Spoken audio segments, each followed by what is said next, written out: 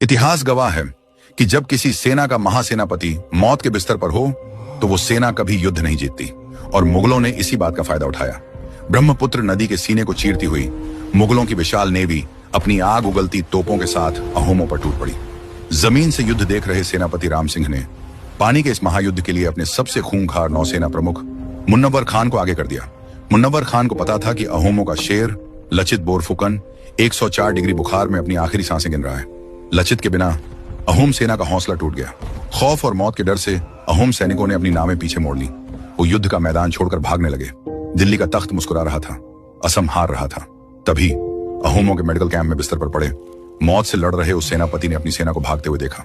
बुखार से तपते हुए लचित बोरफुकन के शरीर में खड़े होने की भी ताकत नहीं थी, लेकिन उसने अपने सैनिकों से कहा, अगर तुम भागना चाहते हो तो भाग जाओ, लेकिन मुझे मेरी नाव पर लिटा दो और मुगलों के बीच छोड़ दो। मेरे राजा को जाकर कह देना कि तुम्हारा सेनापति पीठ दिखाकर नहीं, मुगलों से लड़ते हुए मरा है। एक मरते हुए इंसान के उन शब्दों और मां कामाख्या के जयकारों ने असम के इतिहास में वो आग लगा दी जो मुगलों ने कभी नहीं देखी थी। जब अहोम सैनिकों ने देखा कि उनका सेनापति मौत के मुंह में होकर भी मुगलों की तोपों के सामने जा रहा है, तो उनका डर खूंखार गुस्से में बदल गया। भागती हुई अहोम सेना पलट गई और फिर शुरू हुआ इतिहास का सबसे बड़ा जलयुद्ध, सराय घाट का महायुद्ध। लेकिन लचित बोरफुकन सिर्फ एक योद्धा नहीं, एक खूंखार मास्टरमाइंड थे। 104 डिग्री बुखार में भी उनका दिमाग मुगलों से 2 कदम आगे था। उन्होंने जानबूझकर युद्ध के लिए सराय घाट को चुना, क्योंकि पूरे असम में यही वो इकलौती जगह थी जहां ब्रह्मपुत्र नदी सबसे संकरी हो जाती है। ये मुगलों के लिए मौत का एक चक्रव्यूह था।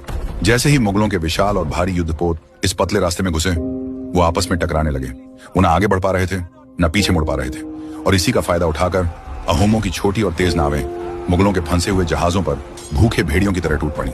ब्रह्मपुत्र नदी का पानी मुगलों के खून से लाल हो गया।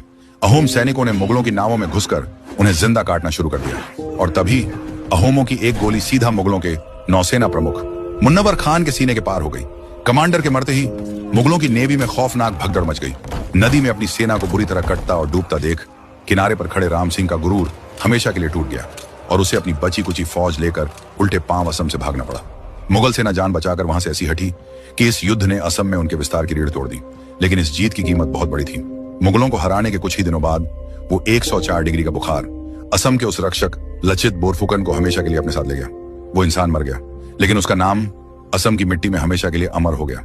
अगर इस मास्टरमाइंड रणनीति और इस कहानी ने आपके भी रोंगटे खड़े किए हैं, तो इस वीडियो को हर भारतीय तक शेयर करें। कमेंट में लिखें जय मां कामाख्या, और हमारे चैनल को सब्सक्राइब करें ताकि इतिहास के ऐसे ही खौफनाक और अनसुने पन्ने हम आप तक लाते रहें।